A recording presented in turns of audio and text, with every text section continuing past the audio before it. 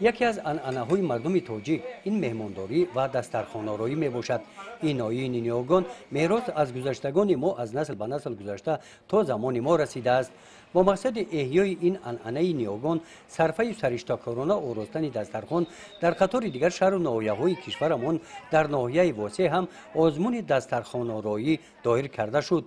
در آزمون کدبانه‌های بهترین از نهادهای ناحیه شرکت ورزیده دسترخوان کشادند. در آراستن دسترخوان زنان شرط‌های آزمون را به نوبت گرفتند. محصولات‌هایی که در دسترخوان گرد آوردند همه‌شان محصول دستان خودی کدبانه‌ها هستند. این محصولات‌ها از لحاظ اکولوژی تازه بوده، طعم‌ها از قبیل شکراب و آش و بریده موسمی هستند.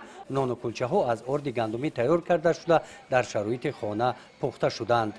مقصد از برگزاری این آزمون پیش از همه احیا نمودن فرهنگ مهمان نوازی ملت تاجیک و اینچنین با قانون جمهوری تاجیکستان که تنظیم عنعنه و جشن و مراسم ها علیه حکومت جمهوری قرار برآورده است، قانون برآورده است و اینچنین برای رعایت گشتن این قانون فکر میکنم مساعدتی خوب میکند، یعنی که به مردم از صرفه‌کاری و سرشته‌کاری درک میدهد یا به آنها یعنی می‌آموزد همین خیل کارها را.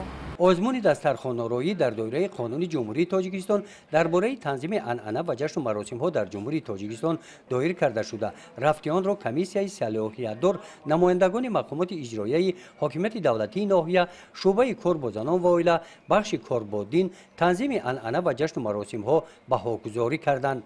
در قسمت جنبستی بهترین ها با سپاسنامه مقامات اجرایی حاکمیت دولتی ناحیه قدردانی گردیدند. گزارش خواجه نظریف خدای نظر ظهوروف از ناحیه واسع برای برنامه اطلاعاتی نوید.